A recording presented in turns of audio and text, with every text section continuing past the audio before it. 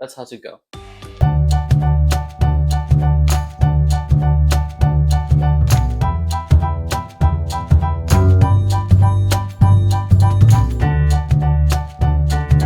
If you've been here before, welcome back. If this is your first time here, hi, my name is David. I make videos talking about media that I enjoy. Right now, this is the last 2 episodes of the Magnus Protocol Season 1, episode 29 and 30, the pre-finale and the finale. Yes. For those of you who have come back, I did change this up, and I removed the D&D minis because they're just too dark so you can't see them, but now I have plushes here, plushes that I'm proud of. Really quickly, their names. Matthew! Hi. Hello.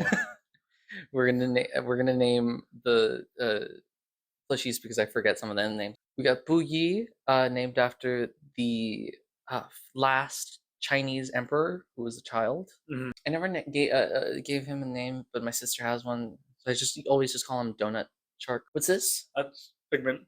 That's Figment as a fig bar. Oh. This is Prague. Prague. You bitches can't even spell Prague. No, this episode. Hold on. You know. Oh! Nerd. There you go. Prague because of this episode, yes. Mm-hmm. Do they go to Prague? This is just Cleaner Hedgehog. This is Turt, the turtle, used by my sisters. This, do we give him a name? No, we should give him a name. What's his name? Greg. Okay. This is Dory out of... It's a whoopie pie. Trisha the Trilobite. These crochet things, your mom got them. Mm-hmm. And you said that they're hive mind. What are their names? I have not thought of a name yet for them. Wow. But they're a hive mind. It's very Selesnya. If you guys do Magic the Gathering. Ooh, it should be based off of Selesnya. So it should be Celine. There's a solid 3 called Celine. Okay. What is this? That's tzatziki sauce. That's tzatziki sauce. I think we literally just called it Ziki. Oh. Does that face? This is, I think, no. Yes? Oh yeah, it does. See, there's a face on it. This is cheese. Just a cheese sauce packet. I think it should just be called cheese. And this? That's Pumbaa. That's a pretzel Pumbaa. And then replacing the carousel, which replaced the lion, we have a plane they built. Yes. Okay. Was there another one? No, that's it. No, that's okay. it. You can go now. Yay. Yes. So episode 29 keyed in is CAT 2RB 4254 dash the dates. The description is drowning, parentheses, subterranean, dash slash dash, key, parentheses, metaphor. Just as a reminder, the CAT number, it means category number. The categories are CAT1 agent, CAT2 subject, and CAT3 catalyst. So CAT2 for this episode is a subject, the locked museum, and it is rank B. The DPHW, the 4 numbers after the CAT2RB, are death 4, pain 2, helplessness 5, weird 4. Date of the event occurred on, well, actually, the date actually listed is the date that they found the journal. So that's January 30th, 2020. And the date of the categorization is May 13th, 2024. The author was Alexander J. Newell, edited by Jonathan Sims. It aired September 5th, 2024. We're already in September, y'all. Brief summary: a key that opens and going to Hilltop. And the entities or possible entities are the buried. In scene 1, we find ourselves outside and it's raining still. And Celia comes out to find Sam, and she finds him passed out.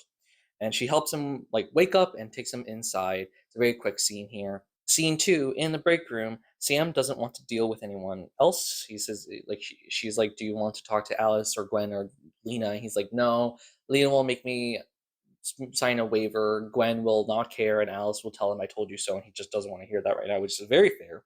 Celia asks what happened, and Sam confirms that Trevor Herbert was driving a Bentley because last episode he went outside to check what car he was driving or was driven in because he made a bet with Alice to see what car he was driving. And yeah, it's a Bentley. And the archivist was just there. He says that the archivist didn't feel like he wanted to kill him, and only was searching for something because every other moment that they've seen of someone interacting with the archivist, someone died.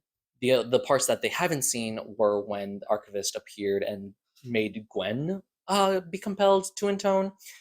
They didn't see that. I don't know if she told him about that, but either way, uh, this time it didn't feel like he was trying to kill somebody. It felt like when Sam started speaking, it was like an accident as part of what the archivist was doing. And he was just started talking about the memory, but that's not the important part of it. Sam says that the archivist was looking for anything about the Magnus Institute itself. And then because he was thinking about the Magnus Institute, he also was thinking about Hilltop Center, which, if you remember from 2 episodes ago now, episode 27 Driven, Sam and Celia thought of going to Hilltop because they thought they would have some information about Magnus Institute since it hasn't been open since 1997, which is 2 years before Magnus Institute burned down. And Sam says it's going there, but like looking at the text of what it says, he says that he starts thinking about Hilltop, and then we have to go there. We have to do something there. But it doesn't say that the archivist is specifically going to Hilltop. But it just may be his interpretation.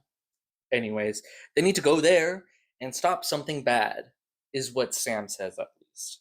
Whether that's true or not is yet to be seen. Celia says it's a bad idea to go to Hilltop Center and try to chase down the archivist or whatever, but he's very adamant about it, and he tries to leave, and he says that Celia can't stop him, but Celia says that she can. She's like, do you want to bet? And he like pleads to her, and she eventually just relents. She's like, okay, fine, we'll go, but you have to call Alice to let her know, tell her what happened just in case. And she also says she's going to get Georgie to look over Jack as well. And as they leave, Celia thinks this is a really, really bad idea.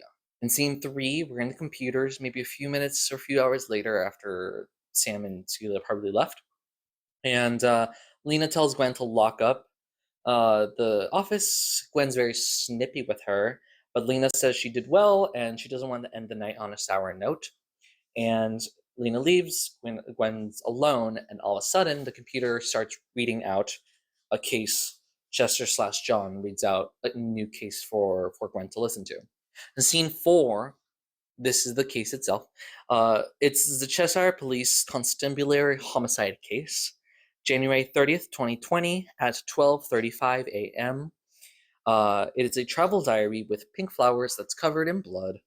And it's collected by David Collins, and it was taken to Northwest Long-Term Evidence Storage. It is a diary of Mrs. Viola Locke, and her address is 151 Lacey. I forget what GRN was. And then we get into the journal entries within the notebook itself.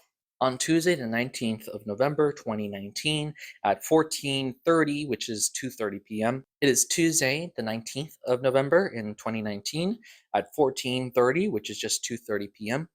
And Viola is given this journal by her husband, Stanley, who planned a surprise trip. And as she's leaving, she notes that she forgot to turn off the immersion heater, which I don't think is important, but I still wrote that down. At 15:15, which is just 3:15 p.m., they arrive at Prague. His name is Prague. They arrive in Prague. His name's Prague. It was in. You bitch can't even spell Prague. And she puts a note to call Sandra to turn off the immersion heater. Still don't know what importance the immersion heater is for, but it's there at least. And then another entry at 7:30 p.m. They get a room in the Archibald Hotel, I believe, that they got when they first visited, maybe like 50 years ago. They see Thomas there, who is a manager now, who used to be a server, but he's a manager there.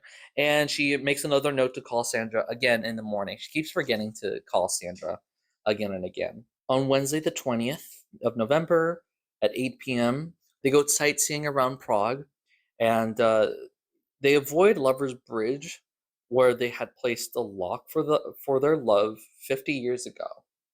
And then she notes about needing to call Sandra again. This Lover's Bridge, I'm assuming it's a real thing. But like there's so many different bridges where like people put locks in there to symbolize their love.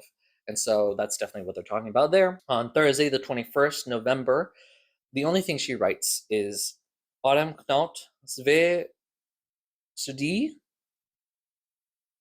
And then Thursday, 24th December, she says she misses Stanley. It's all her fault. Friday, the 1st of January, 2020. It is the new year.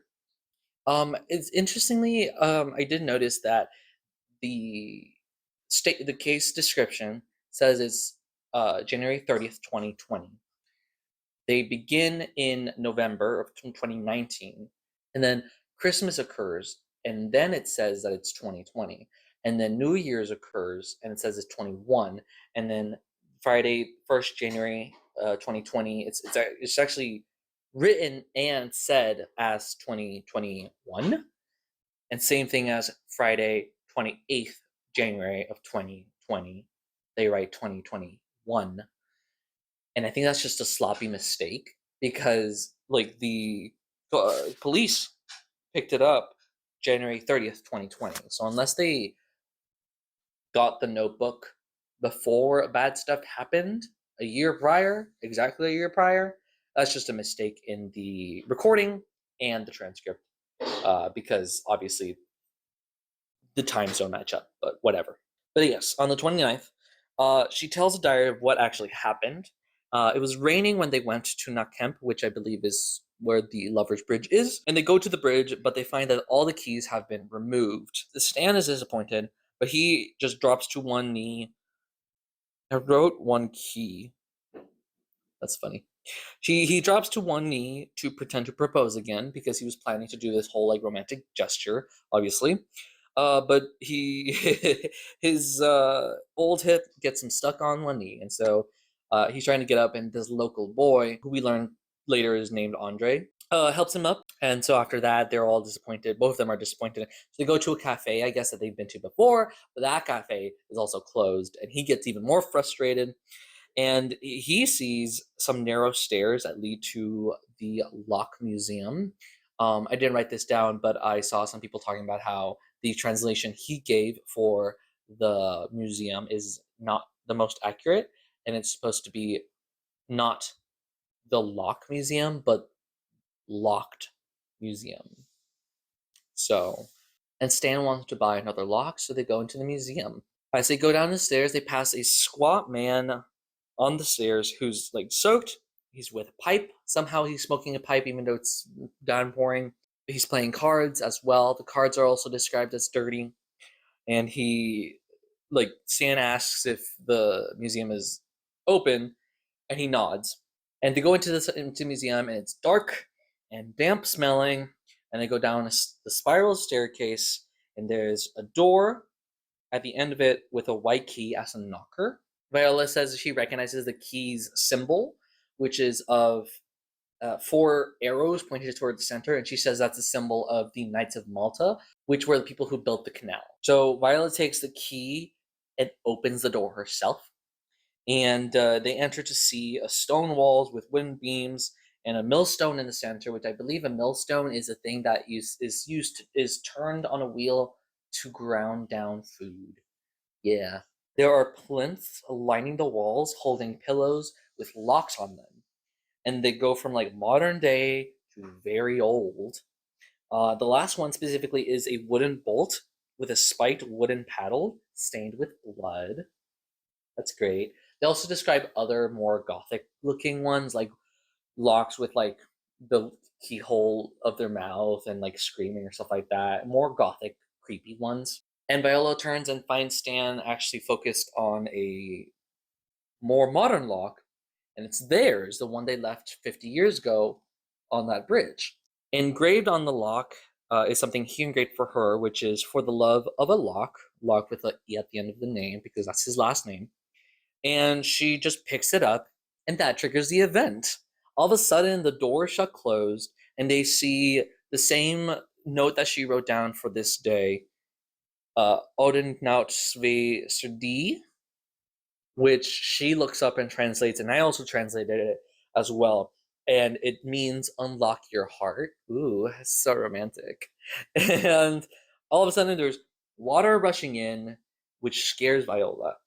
She finds a heavy bolt as they're panicking, trying to escape. She finds a heavy bolt on the floor for like a trap door, and she opens it and falls like a short distance down. And she says that as she's falling, she has that strong fear of drowning. And eventually, she's just fine. She's just like a few feet above.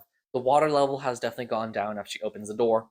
And Sam tries to go through it, but he falls and trips and breaks his skull, but he's still alive. She says he should have died, but she could still hear him.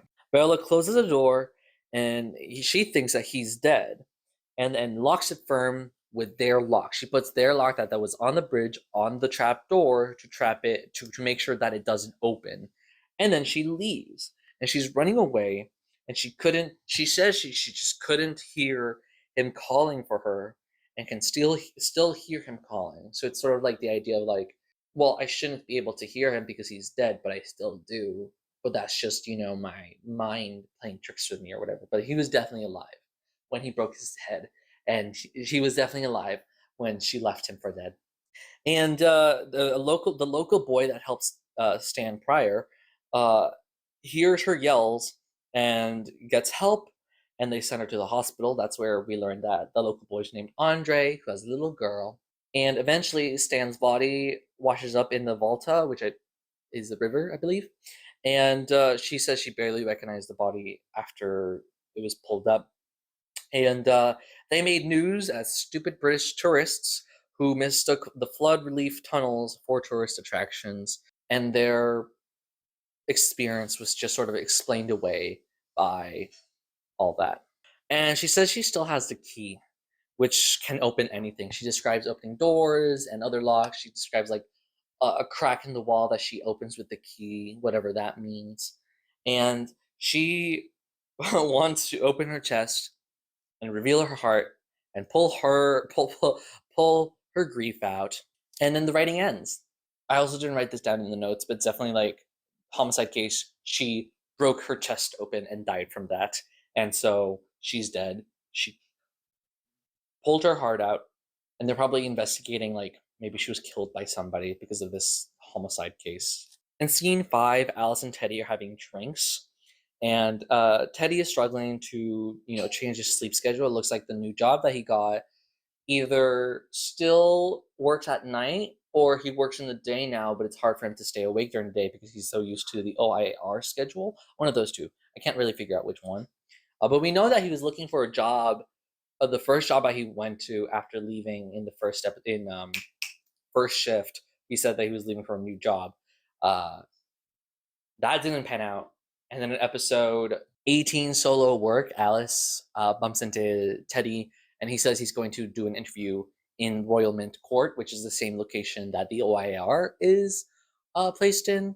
And so we're still not sure if he got like a day shift or a night shift sort of thing, but he's definitely like not adjusting to the schedule at all pretty well.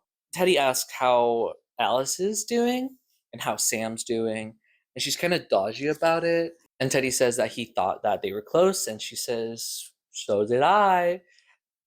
Which, yeah, I do think that like Sam and Alice have definitely grown apart, but I don't think that they are like not close, especially because of what happens next.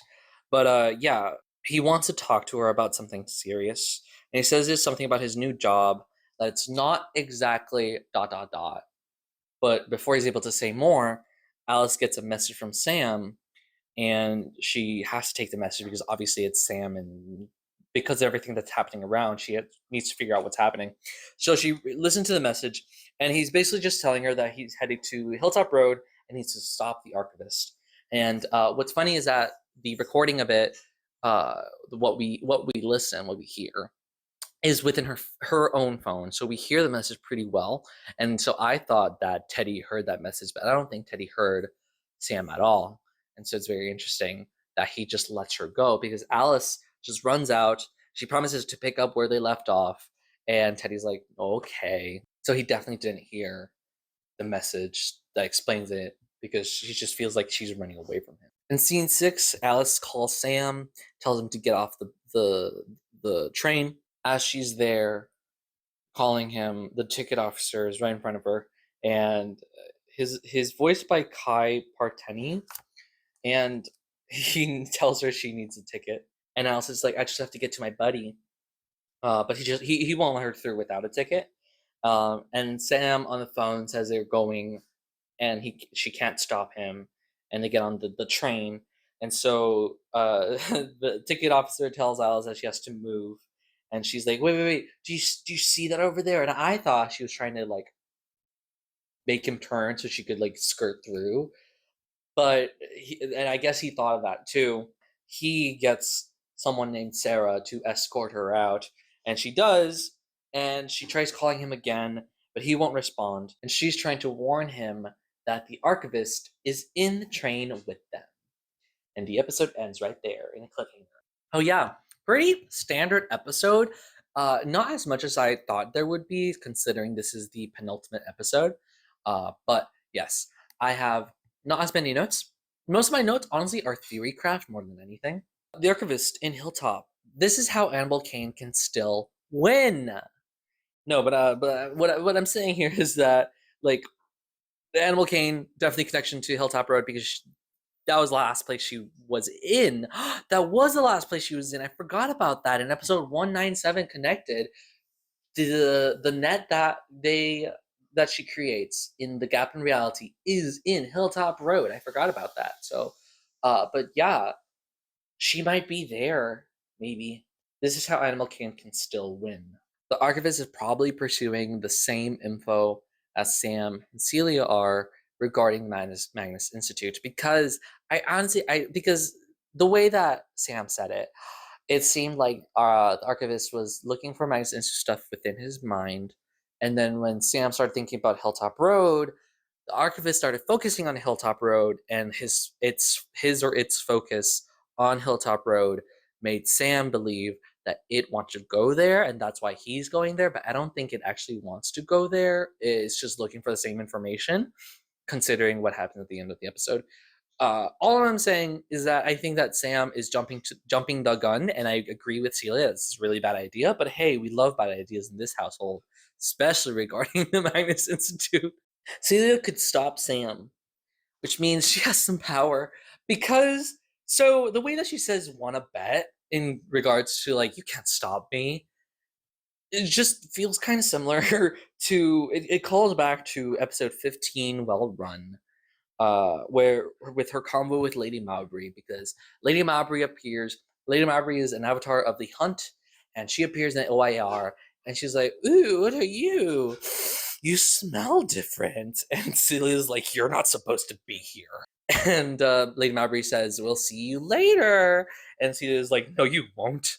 The way that she's talking, she has some sort of power. I don't know what sort of power it is. What kind of power it is, I don't know. But Celia knows. One, Celia knows. And two, she has some sort of power. I know that. Not for certain, but very, very sure. The interaction between Gwen and Lena doesn't really come anything out of it. Gwen might regret writing Lena out, considering this interaction that they had, as Lena may just give her position back, just quote unquote being nice, or like honoring their deal. She says she'll think about it, and considering how Gwen was able to handle herself during the ministerial visit, Lena might be actually, let's give you another try. But then Lena will find out that Gwen tried to oust her, and then will be very angry with her, and then she will have consequences upon her, which I'm very excited to see. So the case entity, buried. It's a very bit. It's no contest. This is the buried. There is a fear of drowning water. Same thing as episode 129, submerged, with the house that's being underwater and drowning, and etc. etc. A key that can open anything is also a key that can lock anything. So I can definitely see this being an artifact of the buried, where it's like, if you lock something with the key, that person is stuck in the buried or something like that. And the locked museum itself, or the locked museum, is probably subconsciously calling to people who left locks and traps them and drowns them in the room to make them fear being drowning and stuff like that. The buried. The Knights of Malta built the canal. They were founded, as I did some research on it. They were founded in 1099 in Jerusalem. They're still around today. They're partially famous for the Malta keyhole in Rome that frames St. Peter's Basilica in the keyhole. This is the symbol that they have for the coat of arms. And if you stretch enough, you can connect the buried with the Knights of Malta in terms of like the four arrows pointing at the very center means you're trapped in the center, and keyhole framing, small space, etc. If you stretch, you can get to like some buried imagery here. But yes, I'm not saying that the Knights of Malta are avatars of the buried. I'm just saying that's just a thing that you could reach to. There's something interesting that I thought of when I was trying to remember different stuff. I looked at episode 15's episode 15 Well Runs transcript, and just to see what Celia talks to Lady Mowbray about, or like how she responds, etc. And I saw that Lady Mowbray names Gwen as a Cheshire Bouchard. And so before it was like, what does that mean? But Cheshire is a location in the UK, same place as the Cheshire Police Department, where this case comes from. And so, because she heard the case and she is a Cheshire Bouchard, and she said that she is a Cheshire Bouchard as well, which she said in episode 15 of Well Run. Actually, sorry, she never actually confirms nor denies if she is or is not a Cheshire Bouchard. So what I just said is not entirely accurate, but let's hope that she said yes. I think she was sent this case so she could get this key to use it. And it could be a key that it could be useful for later to be able to open anything, to be able to close anything, lock anything in. And also, I do feel if you stretch far enough, you can see some connections between Gwen and the buried in terms of a lot of pressure on her to be good, a lot of pressure on her to stand up to be up to the standards of her family, and the pressure of the job and everything around her. Again, that's a stretch, but that's definitely that's considering the reaches that I went for the Knights of Malta connection to the buried. Gwen definitely has more connections, more palpable connections to the buried that I can point to. And so I think it'd be really interesting if she would be someone who gets a hold of that and becomes maybe an avatar of the buried, you know? Who knows? Sorry, an external of the buried. The names that were mentioned here, besides Viola and Stan, Sandra, Andre, and the Scruffy Man, along with David Collins, might come back, might not. I think her insistence on calling Sandra again and again was a detail that was not necessary, unless it meant something. Same with the Andre name. That's also like wasn't necessary. Maybe I feel like the Sandra thing was more unnecessary than Andre, because she said she still keeps in contact with him, so that kind of makes sense there. But the Scruffy Man definitely is something bad. He was doing something. I mean, he was smoking a pipe despite it raining. How is that pipe still like smoking?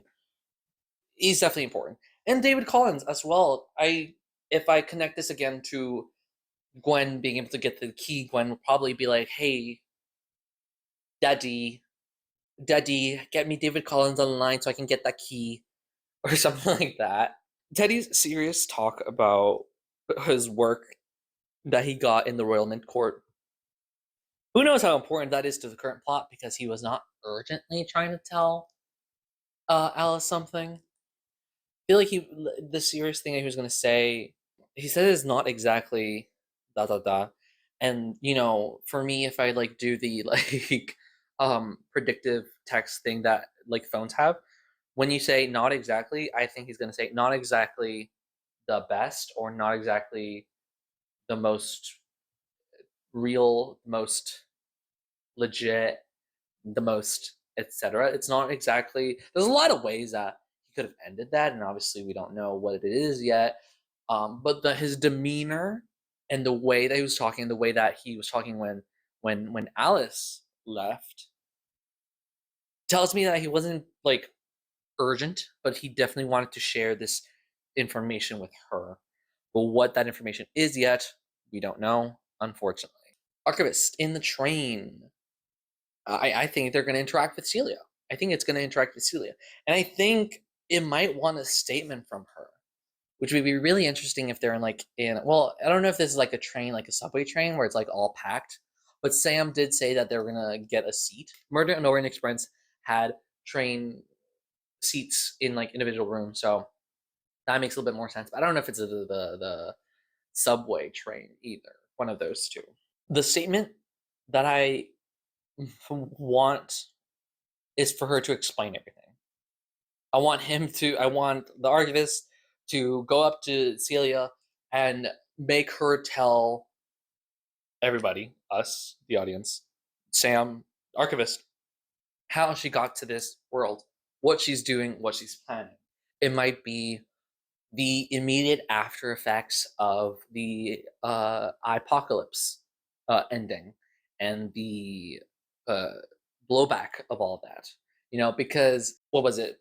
In episode 198, Precipice, John, Basir, and Martin return to Melanie and Georgie, and they say that the archivists in the Panopticon came and took all of the cultists away, and that means Celia was put back into a domain, whether it was an iDomain or a stranger domain or something else, whatever.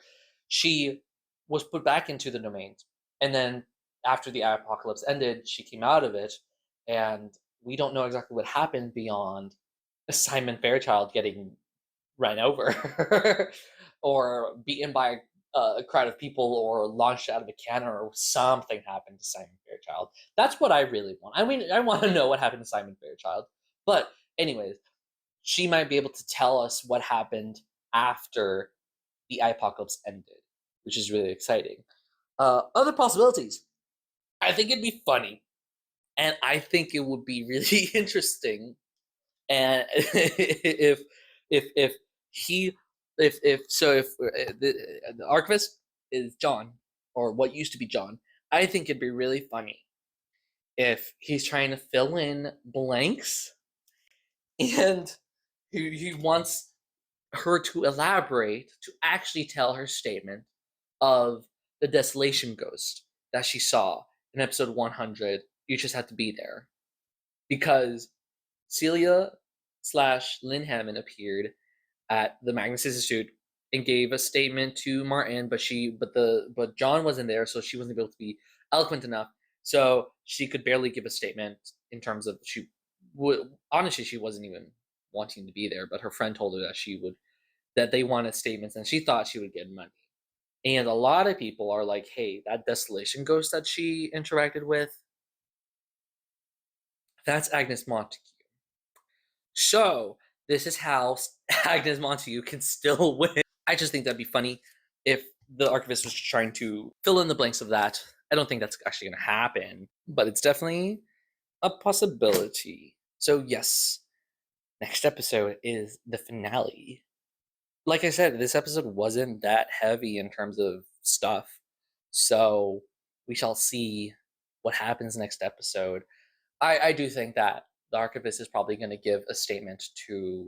take a statement from Celia, or they're just not going to interact with him, its pronouns, in the train and just go straight to Hilltop. We don't know yet. I'm just speculating right now. And yeah, we shall see what happens. Thank you. So, we shall be anticipating the next episode. All right. Season finale of the Magnus Protocol. I'm sorry this video is a little late as well. I just got back from a 1-week trip to the Pacific Northwest with my boyfriend to a wedding, and it was beautiful and I loved it. But this delayed this recording. But that's fine. I'm getting out as fast as I can. No changes here, obviously, because I was away. And let's get this done quickly, okay? Case notes, episode 30, Dead End Job, CAT 2R S3366 the dates. The description is transmutation parentheses human -- isolation parentheses urban. CIT2 is subject, which is the hilltop center itself. Rank S. This is the first rank that has an S on it, so that's special, maybe. The DPHW is Death 3, Pain 3, Helplessness 6, Weird 6. The date of the event and the categorization, quote unquote, of the event is the same, which is May 13th, 2024, which is the same day as the episode prior, episode 29, keyed in. And also part of episode 28, Interruptions. This is a big day of May 13th. The author of this episode / case is Jonathan Sims. It aired September 12th, 2024. I was getting ready for a wedding at that point. Brief summary, Hilltop Road Center, point blank period. And the entities or possible entities, I started listening to them and I was like, there's a lot here. So I just put eye, desolation, buried in flesh. There's more, there's a handful more. We'll get into that, obviously. At the beginning of the episode in scene 1, we're in a train and we hear the phone buzzing. And Celia says Sam can't ignore Alice forever. Sam is getting calls from Alice and he's ignoring her calls because she's trying to tell him that the archivist is on the train with him, but he doesn't want to answer her phone. Sam begins having doubts about going, and he has a headache that Celia gives him pills for. Sam thanks Celia for coming, even if there isn't anything big about to happen. And Celia's like, I mean, you don't really know that. And Sam was like, I thought there was something big happening, but it might not be that. And we don't know anything, so it's better to just check it out just in case. In scene 2, Alice is trying to call Sam. She's at the train station. And the ticket officer, who's the same ticket officer as before, tells Alice to rein it in. And he leaves. He's like, I'm not paid enough for this. Alice buys the tickets for Oxford, and while she's trying to buy the tickets on like the ticket machine, she gets a call from Colin, and he sounds really scared, and he needs her help because he's in trouble. He asks if she's in the office, and she said no. And he's like, I need your help. He says that Freddy, FR3D1, is, quote, messed up. Alice says that she'll see him tomorrow to help, and she's busy right now. The way she's saying it, she's talking about it, she doesn't really believe him. She thinks he's going through a thing like before, which makes sense, honestly. And Colin says, okay, goodbye, and hangs up. And he sounds very reserved about it, or is that the term? He knows she's gonna die. And he's like, okay, goodbye, Alice. It's sort of like a finality to his goodbye is what I'm trying to say here. In scene 3, in the OIAR office, Lena comes back in after she left and tells Gwen that she got fired in no uncertain terms. It was like, I just got off a phone call with Trevor Herbert MP, and she's like, I don't know where you got that data. And if it was just about my job, I'd commend you about it. But like, there's a lot more at stake. She says there is more at stake than her job. And Gwen is just not prepared to deal with that if she is elevated to Lena's position. And she says Gwen will be sorry that she got to this position, and Lena leaves without a fuss, without a hassle. And after that, Gwen sort of like leans back and like laughs maniacally. And I've seen people compare the laugh to Elias's laugh in episode 158 Panopticon. So when he laughs when John goes into Lonely, which is I think the last mark he needs so that he is marked for like all the fears and stuff. So yeah, that is a lot of people have compared Gwen Bouchard's laugh to Elias Bouchard's laugh. Elias / Jonah, but Jonah is using Elias's body, and so there's comparison there, and it's very similar. In scene 4, the taxi driver drops off Sam. The taxi driver has a voice actor who is Pip Gladwin. Does a really great job of just being a normal guy. He drops Sam and Celia off at the Hilltop Center. And when he gets there, Sam is, checking for tape recorders. And Celia says, even if it wasn't a train, it wouldn't have gotten there before them. And Sam says that it had plenty of eyes. So Celia is like, yeah, it's probably not going to get a ride here. It has to walk. So yeah, they're looking for Unit 17. They know that because Helen got them the information. They know that's Unit 17. And Celia, I wrote knows the way, but calls it a hunch, which is incorrect. She doesn't know the way, but she does call it a hunch. But that's still a lie because she's trying to cover up some things with saying it was a hunch. Well, I'll elaborate further later. But yes, as they're going through, Sam notes that it's not abandoned fully. This place is not abandoned, even though it closed in 1997, and there's still some shops. But Celia says there's no internet presence for any of them. Like, none of them have listings online to show when they're open, when they're closed, or any other information about it. So it's definitely very, strange for that matter. They see past a dentist's office, and there's a sign that says, "We want your teeth." Sam begins to get cold feet, and they hear a soft knocking from an appliance store, and they're kind of prepared to follow it when they bump into a custodian all of a sudden, who's voiced by Robin Hellier. Celia's reflexes push him off, and he's like, "What are you doing here? You should leave. It's not safe here." He tries to say that, tries to make up mundane reasons why it's not safe, and Celia's like, "It's haunted." And he's like, "Yeah, it's haunted. Get out." They hear a metal scrape from Gray's appliance store. I think that's reference to Gray's Anatomy, but whatever. The custodian, lets them go, and he takes them through the side entrance. And he says that he's already warned them. He's already done his job. It's their problem, not his anymore. Then we cut to scene 5, and we see Alice. She finds a taxi, the same taxi as before, and bribes him to take him to where Sam and Celia went. And he tells her that he's not getting involved. He doesn't want to be a witness, which is fair. And Alice gives him 50 quid. I'm not gonna look up the exchange rate for that. But yeah, there's a very quick scene here. We cut to scene 6 where the custodian is alone. We hear a tape recorder turn off. I wonder what's gonna happen. He is closing the store. The transcript says electronics store, but I think it's the appliance store that he was dealing with. Anyways, doesn't matter. And he begins intoning to the archivist, who just appears, and he tries coughing and tries to stop himself from intoning more. But the archivist says, "Speak to him." And so he does. And so he begins to talk about how he began working here. And he describes this place as a, quote, wound that never fully heals. Among other things, he asks, he talks about the blood that he sees in the beginning, and it's like, is the blood someone's?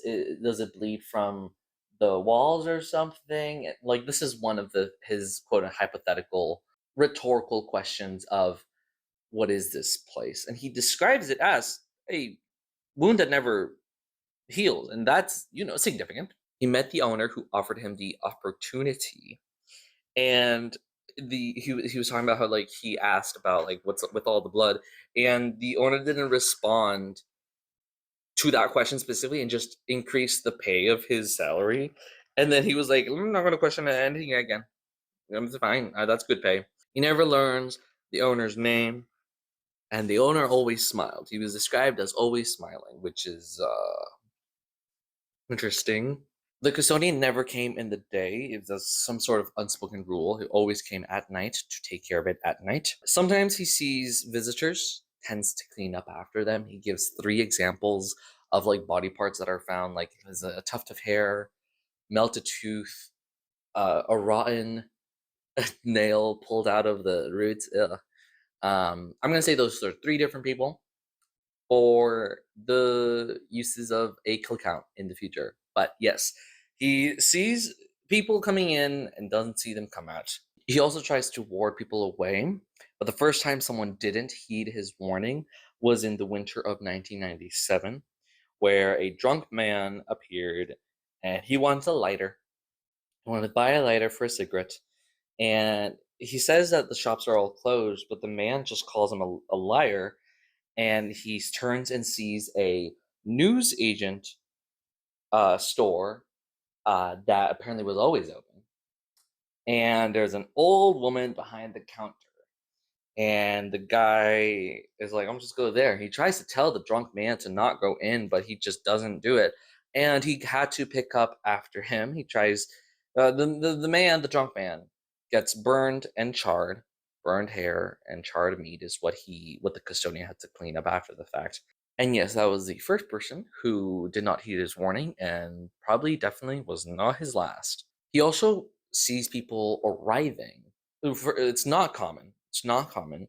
And they are thin and emaciated, but an ambulance just takes them away, and he never sees them again. Not like I wrote down, but never seen again, and then I added by custodian, so he doesn't really follow up with what happened to the people who just appear. He only called the police once ever in his career, and it was for the whimpering that he heard coming from a clothing store called Patience. And he broke the unspoken rule and looked into the store to see what was making that noise. What he saw was a mannequin that seemed to be whimpering, and it was like the way he was described, it's a woman who's trapped in the mannequin. And he called the police to try to like help her, and once the police arrived, by that time the woman was taken and it just left blood, and the police got a little angry and just left, and he decided never to call the police ever again. The next day after that, the owner called, which is the second and the only last time that the owner ever spoke to the custodian before, today, I guess, or that day, whatever. And he asked him some questions. He asked him if he's still happy there. And he asked him if there was anything he wanted to know. And he asked him where his daughter liked to shop.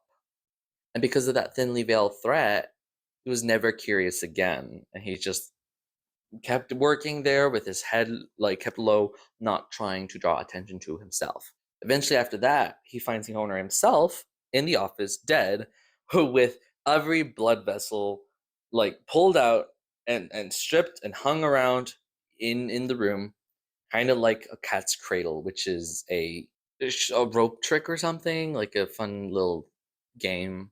I'm not sure what it is. It's this, but yeah. But even after the owner died, pay slips kept coming, so he didn't really care.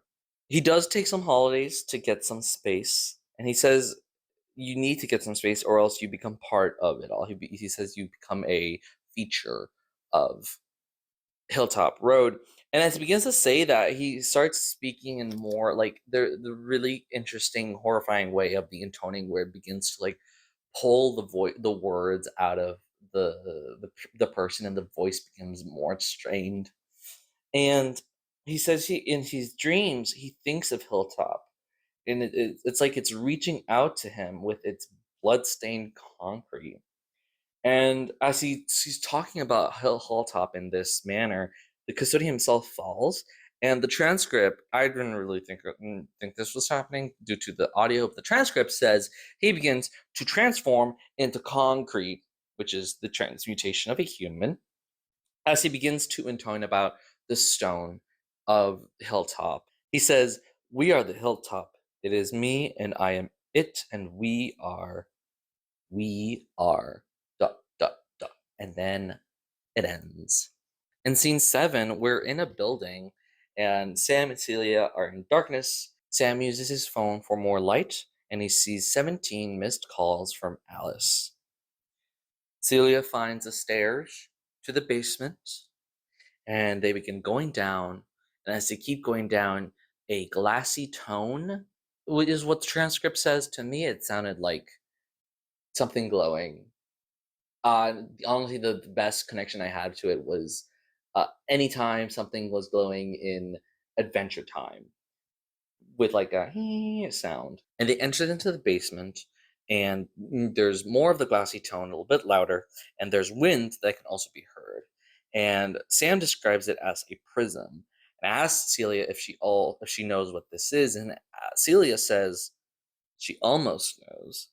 And when Sam asks for clarification, she's kind of dodgy about it, and Sam snaps at Celia, and he wants to know what the hell is going on. He does not want any more half answers, half truths. His head is hurting. Archivist is coming. He needs to know what's happening. And Celia says that it's a wound in the world, a tear between here and where she's from, and it wants her back. It's unbalanced. And she references alchemy and the Institute for like comparisons of analogous things. It is unbalanced, which is bad. It keeps pulling her closer and closer and won't let her stay. She says she doesn't remember getting here, but there's nothing left for her there. And she now has Jack, so she has to balance it for Jack. Sam realizes, quote unquote, that Celia wanted to get Sam here, but Celia says that it was his idea to come here. And he's like, was it? And I was like, yeah, it was. It was your plan. She literally tried to stop you from coming here, but whatever. He asks what happens now and what's stopping Celia from pushing him in to balance the prism so she stays here with Jack. And he sort of realizes something and asks her again, what's stopping you? She begins saying, I don't. Like, I don't know, or I don't want to tell you, but she doesn't get to say the rest because as she's saying, I don't, she is interrupted by the arrival, unheard, no one really heard him arrive, of the arrival of the archivist as she begins to intone. And she begins talking about how she only remembers, in more detail, she remembers a dream of her stranger domain. And at this moment, it's very interesting. I had to add it in here because I forgot to add in. But the perspective shifts from the phone to the tape recorder. As she begins to intone, we hear like the shifting of the archivist, like probably going down the stairs. Sam is like, oh God. And the phone, like recording sort of like dies. And we hear the tape recorder click on, and it begins right where we left off. I don't. When I first awoke, I knew nothing. Nothing but the dream of things that sliced my who from me with claws like scalpels. Oh, God. They would hunt me and toy with what it meant to be me.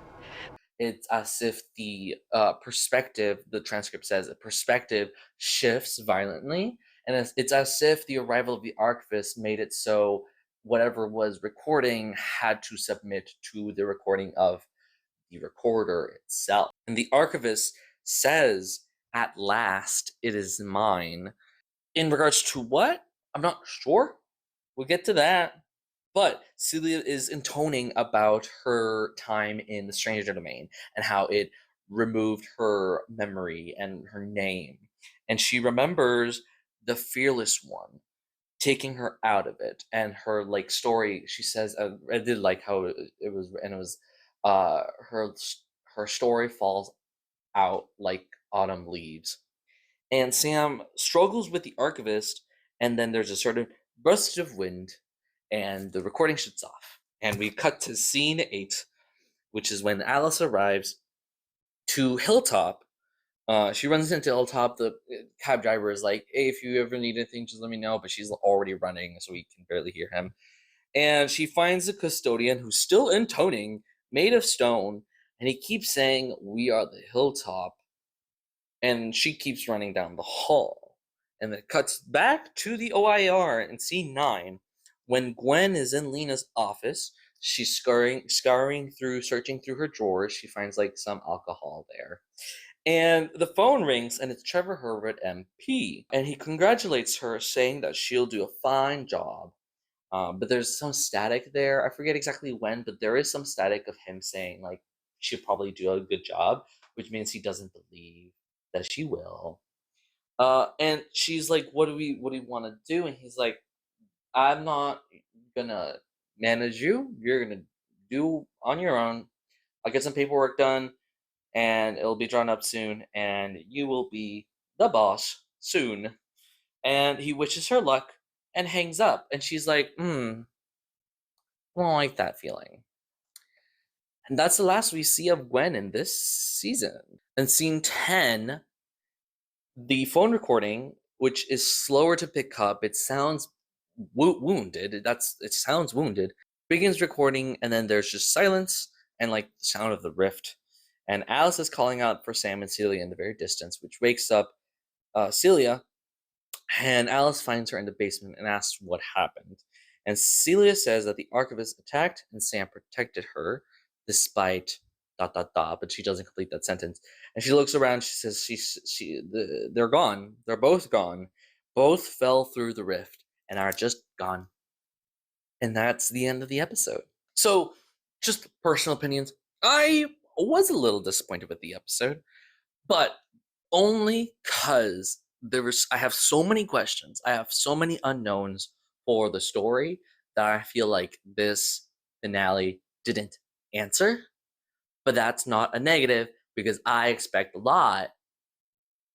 But what it gave was really good. I thought it was a little weird that custodian guy showed up all of a sudden. But it made sense because he's telling the story of Hilltop Road after because when he first appears and it's just a random custodian talking to Sam and Celia, I was like, what is this? But then he begins intoned by the archivist. I'm like, oh, okay, he's expendable. And I was a lot more happy about that. Overall, not as happy for this episode, but what it gave was really good. I just want more. I'm a glutton like that, you know? But anyways, the notes. I was right to believe that Sam deluded himself, and the archivist just focused a bit on Hilltop, and Sam was just focused on himself, and he decided to run towards it, and he's sort of paving the way for the archivist to arrive there because the archivist doesn't know what's happening. And overall, just the first interactions between Sam and Celia is not planning something. She's just trying to help Sam feel better. And I don't read her, hear her as someone with an ulterior motive. But we'll get to Celia's whole deal in a bit. First, some other stuff that we talked about. Colin's call about FR3D1 is at his home? ? We don't really know what happened after he got picked up by the police in episode 25, Gut Feelings. He says that Freddy is messed up. Well, I don't know where he is. There's a lot of unknowns regarding what's happening in Colin. As far as for what happened, at least it's confirmed, quote unquote, that FR3D1 is not the archivist and it's a separate entity than the archivist, at least, because why would it be doing all this if it's chasing after Sam and Celia? I think Freddy is its own separate problem. He does also specifically call it Freddy, like he told Alice before, don't name the computer. Just call it as it is, FR3D1. But then he started calling it Freddy, which means he's in the deep end. And he sounds resigned, and he says goodbye. So maybe he died. So, Lena getting fired, and Gwen is now the boss is a big shakeup, which we've been leading up to it, you know? And also, Freddy, FR3D1, may have paved the way for her to do that. Maybe there's an ulterior motive to try to make Gwen be the boss, maybe because she's not prepared for the work of it. That allows for Freddy to do more stuff. But either way, we know that somebody has been helping Gwen do this stuff, and I have an inclination that it's probably Freddy itself. We saw in episode 4, taking notes, that Gwen got the Klaus audio, which she then used in episode 7, Give and Take, to blackmail Lena into giving her a higher position. And then we saw in episode 27, Driven, the email with the info about like Lena's past stuff got to Gwen, and then she used it in episode 28, Interruptions, to give it to Trevor Herbert and be like, hey, Lena is not a good boss. Let me be the boss. So maybe Freddie trying to help Gwen, or maybe trying to push Gwen into this position, is part of Colin's trouble. Not really sure exactly what's going to happen. When Lena's speaking to Gwen, she says that she has a scale of responsibility, which it's still an unknown. It may have to do with managing the bad guys, which is what Lena says in episode 13, Futures. And like looking back at episode 13 as well, there's also mention of quote unquote balance in the OIAR, making sure there's balance in the world.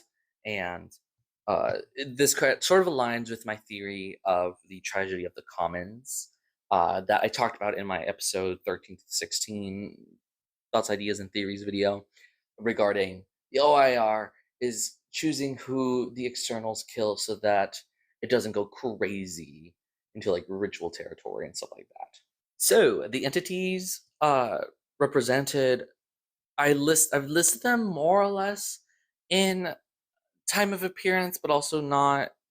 I'm just listing them as I think of them. So first, the Eye, of course, the Archivist. The Archivist is the monster of the Eye. It's also the Hilltop owner, maybe, because he asks questions that seem very proby.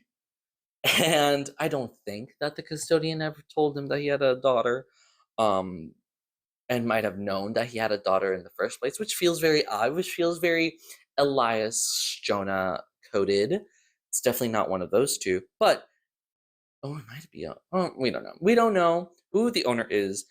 Definitely feels very like eye focused in terms of the questions. The distillation is here as well because of the news agent, and burning hair and charred meat. That's very distillation core fire. Buried, the concrete transmutation of the custodian, his sort of like the idea of like the ever-imposing figure of Hilltop causing him to feel this immense pressure, this immense fear that he can't escape of this place, and he begins to turn into concrete. When I first listened to it, I thought he was getting buried under concrete, but he's turning into concrete, which feels the same. Yeah, it's the same sort of idea, except one's more literal and one's more fantastical.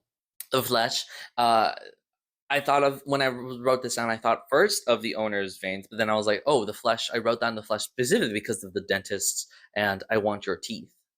But in regards to the owner's veins being like pulled out and spread all over, feels web also kind of because of the cat's cradle shape.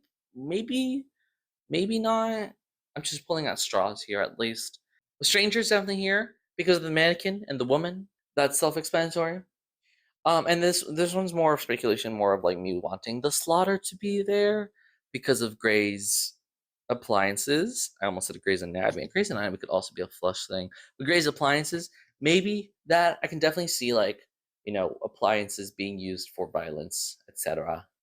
People arriving thin and emaciated, calls back to episode 17, saved copy, and also 114, cracked foundation. Obviously, that just talking about people who come through the rift in Hilltop Road, which we see later in the episode, coming through from somewhere else. In regards to the ambulance taking them away, that might be something else, but there's no focus on that specifically. But yes, that's definitely a thing that was mentioned prior. So, and the custodian intoning the "We are the Hilltop, it is me, and now I am it." It sounds very similar to episode 22, Mixed Signals messages from the brain, in terms of "We are it, I am we it, I." It's slightly more coherent here than it is in 22 Mixed Signals, but both have very similar sort of like intention. It does definitely feel like intonation in Mixed Signals as well. So I'm just noting the similarities. I'm not really saying that this connected, but it's definitely there, something of note there. And now Celia and Hilltop. I don't think she planned to take Sam here. I mean, in episode 29, Keaton She urged him to wait, to not go, that it was a bad idea, but he kept insisting that he wanted to go. And she knew where to go in Hilltop because it was pulling her. She said it's been pulling her. And it's not unlike the Panopticon pulling John in 192 an appointment. Like, John was going up the Panopticon and he just kept going up, and Martin was like, "Can you slow down?" And John's like, "Sorry, I just feel like I'm pulled towards the Panopticon." And it sort of feels slightly similar to Celia being pulled towards the Rift. Celia knows enough from the Archives world. Obviously, she's from the Archives world, but she doesn't know that John and Martin fixed the world itself. We only knew that Georgie pulled her out of the stranger's domain, but she doesn't remember anything prior. She says that the domain stripped her of her memory and her name, and so pulling her out of this world, all she knows is the apocalypse, which is why she is so afraid of returning there, because she doesn't know what she was. Georgie pulled her out. Celia met John and Martin. John and Martin left to see Annabelle Kane. They come back. Celia and the other cultists were taken by the archivists in the Panopticon. And that was the last of it. And so there's this space between, in what is in the text right now, the space between her saying that the Fearless One pulled her out, that, and then now her not remembering how she got here. There's a space of time there that is unaccounted for, which could be that she was taken back to a domain and bad stuff was happening, but then John and Martin did gay stuff and the world got back to normal. But in that sort of shifting of stuff, she somehow fell into the Rift, and she doesn't remember how she did that and got here. She knows that she has to balance and to be able to stay, and has been researching how. I mean, that's what she's been researching about balance and the Magnus Pro Institute. Jesus, Magnus Institute, that's it. Huh. She's been researching that multiple different times before in the episodes, and she may know to sacrifice someone, but doesn't want to do it. And we also see, she says that the Rift has been pulling her and does not want her to stay. It seems that the Rift is the reason that she is teleporting or maybe sleepwalking closer and closer to Oxford. And we see that in episode 11, Mark, 17 saved copy and 18 solo work, in regards to Celia just sort of appearing all of a sudden in a train yard, or when she wakes up in the train yard again, she's like, not again. And it was solo work, I believe, that she gets home and Georgie's there, and Georgie's like, "You were out in your pajamas all day," and she's like, "I guess I was." So it's not intentional that she's there. So it's either she's teleporting there or she's sleepwalking there. I don't know which one I like more. I like teleporting because it feels more fantastical. But I feel like sleepwalking would also be kind of funny to see. But who knows really which it is until we get more confirmation from her. And so alongside this conflict of Celia, she knows that she has to do this, she doesn't want to. Sam immediately jumps to conclusions, and we've seen him jump to conclusions multiple times, and I have evidence now. I have evidence that we've seen him jump to conclusions with nothing to show that he's right.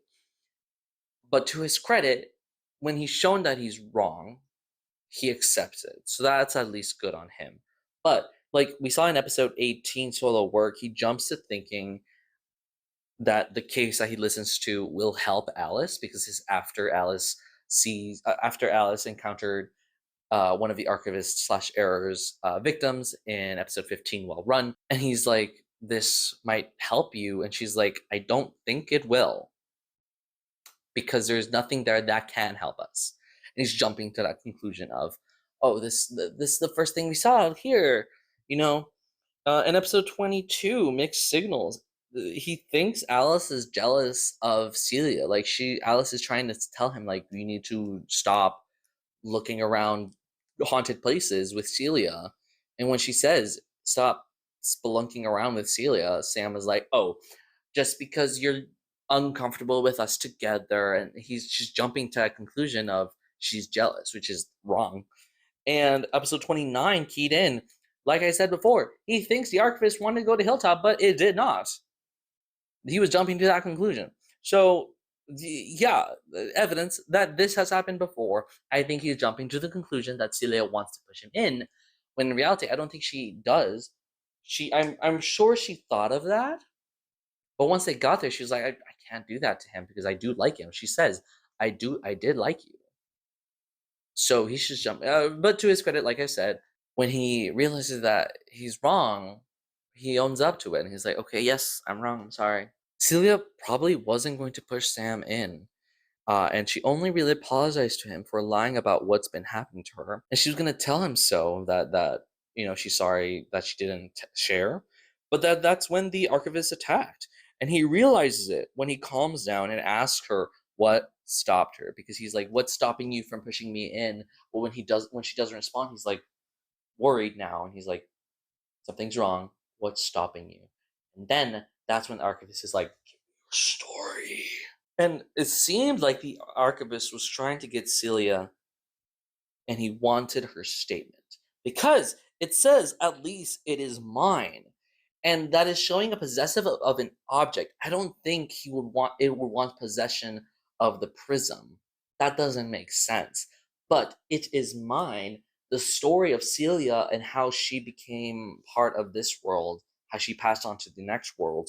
That's what I think is what Archivist wants. It's about the archives world statement and wants to know more about Celia. But before it gets more from Celia, Sam attacks and they fall through the rift. And thus, that was the end of this season. I have some predictions for next season. For one, Celia is going to lie to Alice about the circumstances surrounding Sam's disappearance. Alice will find Colin dead or worse. Freddy will be revealed to be sentient. Gwen will struggle with the OIAR work. I have Animal Kane will make an appearance working for the OIAR. I think it'd be really cool if Alice is struggling with her work and someone from the OIAR sends someone from the OIAR is sent to help Gwen. That person is Animal Kane. I think that'd be really cool. Is that actually going to happen? Probably not. But I'm just putting it out there. This is how Annabelle Kane can still win. Teddy will be connected to the OIAR and will help Gwen also. That's an also possibility because he tried to tell Alice last episode something about his job, but he was interrupted by Sam and stuff, but it didn't seem like it was an urgent thing. So whatever his job might be, it might be something akin to the OIAR or helping or alongside the OIAR. And in regards to Sam and the archivist, they are probably going to the archives world or somewhere else. I didn't think of that. Well, whatever. If Sam does go to the archives, Magnus archives world, Sam will probably meet Georgie, Melanie, and Basira, which would be really cool. And the archivist will try to find John because I think it might be looking for John. If it was looking for Celia's statement as to how she got here, it probably wants to go back. Probably can't because the eye is no longer there. Or it's probably looking for John to kill John, to become part of John. It's probably because it wants to be whole again, and it feels like it needs human John back, maybe. But yeah, that's the end of my notes. Before I forget, this is the name characters in the OIR and outside. I forget when I stopped showing it, so I'm just going to show the entire catalog of it.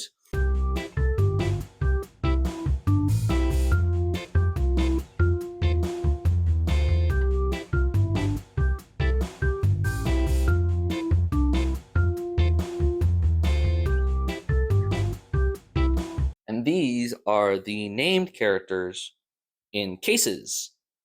Also, I forgot when the last time I showed them, so I'm just going to do all of them at the same time as well.